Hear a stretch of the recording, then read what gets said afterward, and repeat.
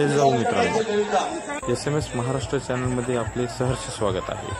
आज छत्रपती संभाजीनगर या ठिकाणी आदरणीय संघर्ष योद्धा मनोजदादा जरांगे पाटील यांची भव्य रॅली पार पडली।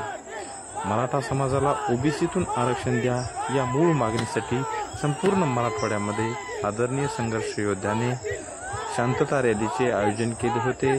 या रॅलीच्या माध्यमातून मराठा आरक्षण जनजागृती व 18 पगड जातीला सोबत घेऊन या मूळ मागणीला सरकारपुढे मांडणे हा हेतू होता।